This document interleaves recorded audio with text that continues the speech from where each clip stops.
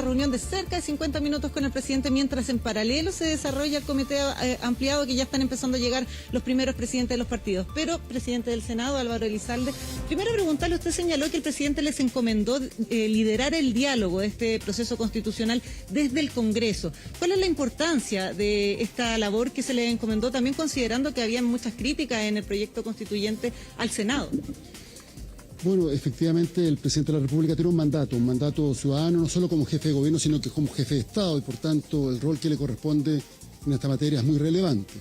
En ese contexto, él va a convocar a las distintas fuerzas políticas a un diálogo y ha pedido que en el Congreso Nacional se lleve adelante un proceso de diálogo y escucha, no solo con los partidos con representación parlamentaria, sino que también incorporando visiones de las organizaciones de la sociedad civil que permitan establecer una propuesta, un itinerario para abordar el desafío constitucional. Esto es una forma de avanzar en el mandato ciudadano que se expresó en el primer plebiscito para que Chile tenga una constitución nacida en democracia.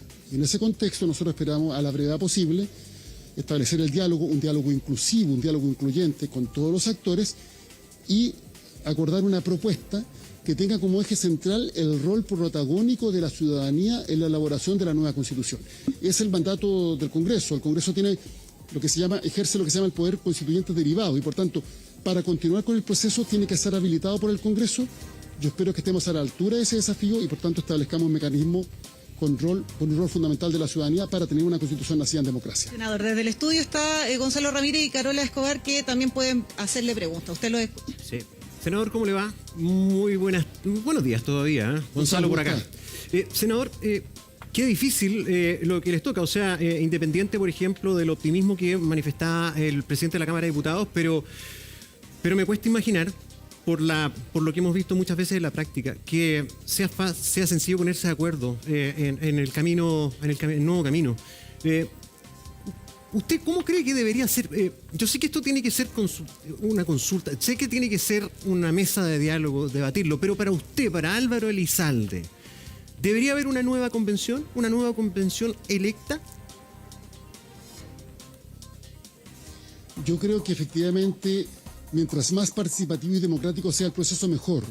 Las formas no son irrelevantes, más aún cuando existe un cuestionamiento a las instituciones de la democracia representativa. En ese contexto creo que con un tiempo más acotado, con probablemente un mecanismo electoral distinto, con el principio de paridad, incorporando también a los pueblos indígenas, se tiene que elegir un cuerpo colegiado, una convención que elabore un nuevo texto y que cuente con todo el soporte técnico profesional para que esa discusión y ese texto sea de calidad. Senador, perdón. Pero lo más importante, con un diálogo inclusivo, con un diálogo incluyente, para que la propuesta tenga apoyo transversal, porque estamos hablando de una constitución, no una ley. Sí. Las leyes se aprueban por mayoría, las constituciones requieren un apoyo más amplio. Es verdad. Detenerme solamente en en un punto. ¿Me escucha bien ahí?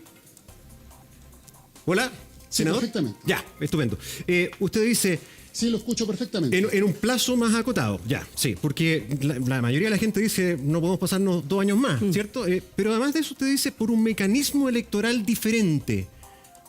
¿Cuál sería, según usted, el mecanismo electoral diferente para escoger una nueva convención? Bueno, puede ser el actual, pero no olvidemos que para esta convención se aplicó el mismo mecanismo con que se eligen los diputados. Diputados, sí. Con 3 diferencias. La primera diferencia fue una corrección de paridad para garantizar que al menos el 50% de los convencionales constituyentes fueran mujeres. Y de hecho terminó beneficiando a los hombres, porque se eligieron más mujeres que hombres en un principio. En segundo lugar, los escaños reservados. Y en tercer lugar, se estableció las llamadas listas de independientes. Bueno, parte del debate va a ser cuál es el mecanismo más idóneo. Hay quienes plantean listas nacionales cerradas, a quienes plantean listas regionales cerradas, a quienes plantean listas nacionales abiertas, a quienes plantean aplicar el mismo mecanismo que se ocupó para la convención. Eso es parte del debate y yo creo que es parte de lo que se va a tener que resolver con relativa celeridad. En las otras materias yo creo que hay más consenso. O sea, la gran mayoría de los actores políticos entiende que hay un mandato ciudadano para elaborar una constitución nacida en democracia. Y además entiende que hay un principio básico que es el rol protagónico de la ciudadanía en este proceso. Y ahí... Cómo se va a resolver el tema electoral, y eso es parte de las conversaciones y diálogos que se van a desarrollar en estos días. Senador, Carolina Escobar por acá, muchísimas gracias por su tiempo. Oye, justo, me quiero pero enganchar de lo último que dijo. Carolina? Muy bien, gracias.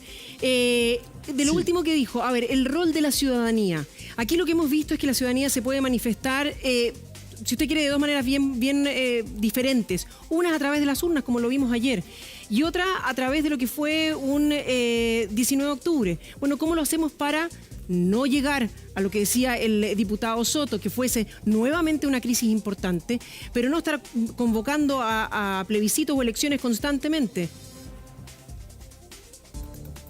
Bueno, es evidente que estamos en medio de una situación compleja que se originó con el estallido del año 2019, aunque tiene una causa anterior, mucho malestar y enojo acumulado mucho tiempo. En ese contexto, a mi entender, los problemas de la democracia se resuelven con más democracia y por tanto lo que se requiere es que el sistema político dé respuesta a las demandas de la ciudadanía. ¿Y de qué forma? A través de los mecanismos propios de la democracia.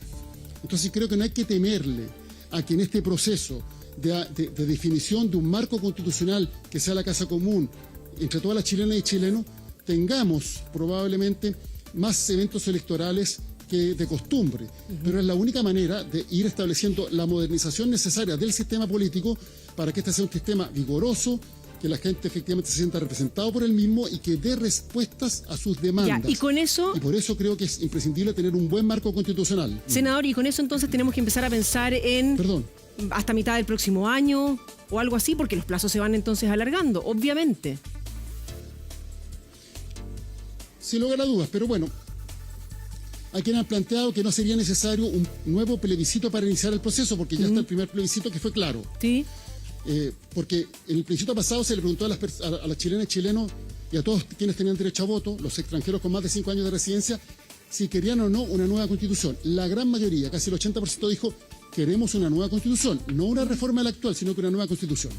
Ahora se le preguntó a la ciudadanía si le gustaba el texto propuesto por la convención.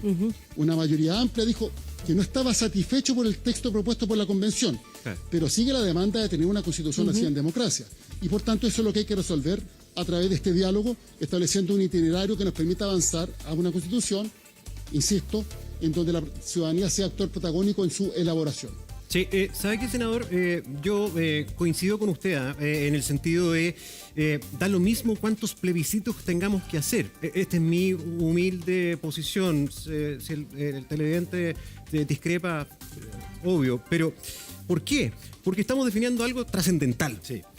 Ayer vimos voto voluntario otra vez. Y la verdad es que yo no vi a nadie... Obligatorio. O sea, perdón, voto obligatorio. Obligatorio. Sí, y la verdad es que yo vi una participación entusiasta. Sí.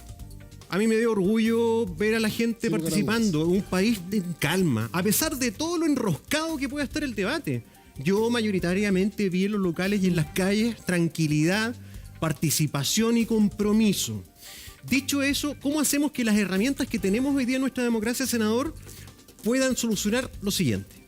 Fíjese que cuando se configuró la convención y se escogieron los 155 convencionales, la distribución y la representación de ese grupo quedó totalmente desbalanceado.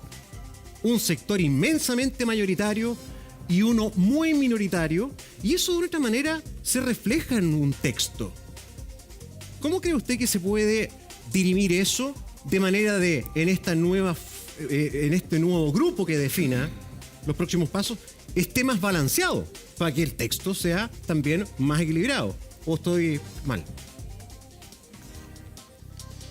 Bueno, yo creo que aquí hay dos temas distintos. En primer lugar, quien elige a los representantes para elaborar la Constitución es el pueblo, la ciudadanía. Así es la democracia, son las reglas del juego.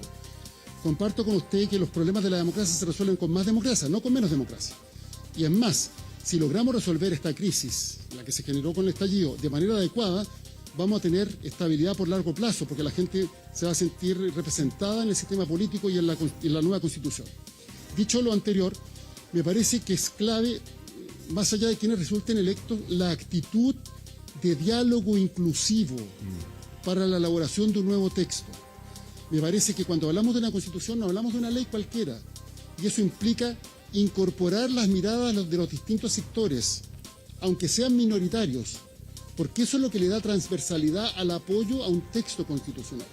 Y creo que en ese sentido tenemos un desafío muy importante.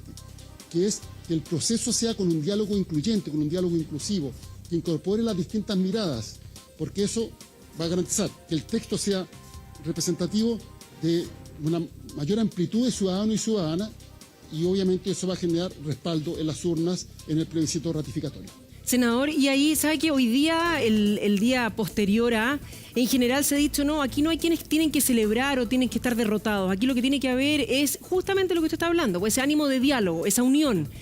Pero generalmente tenemos mala memoria, pues, senador, y entonces ese diálogo de unión, esas ganas de sentarnos todos a la misma mesa y de manera diligente poder sacar una conclusión, dura esto y empezamos con las diferencias de siempre. Entonces, ¿qué es lo que recomienda usted que se haga para que finalmente logremos tener una respuesta frente a la ciudadanía ayer, ojalá? Bueno, yo creo que aquí cada uno tendrá que hacerse cargo de su propia conducta. Hay actores que desde hace mucho tiempo hemos promovido precisamente el diálogo inclusivo, que nos parece que es fundamental para nuestra democracia. Y creo que todos los actores tienen que tener una conducta propia con el desafío que enfrentamos, es decir, con mucha responsabilidad. Porque, insisto, cuando se elabora una constitución estamos hablando de la norma que va a regir la convivencia democrática por décadas. Y eso implica tener empatía para considerar puntos de vista que no necesariamente se pueden compartir, pero ver cuáles de esos puntos de vista se pueden incorporar. El presidente ayer lo dijo claramente, que aquí había un mensaje contra los maximalismos, contra la violencia y contra quienes son intolerantes y descalifican a quienes piensan distinto. Precisamente la democracia consiste en defender con fuerza las convicciones en las cuales uno cree, pero en un marco de respeto respecto a quienes piensan distinto. Y creo que eso es lo que hay que restablecer en el diálogo democrático en nuestro país. Álvaro Elizalde, presidente del Senado, muchas gracias por acompañarnos. Hay muchas cosas pasando, así que le agradezco su tiempo. Y nosotros seguimos revisando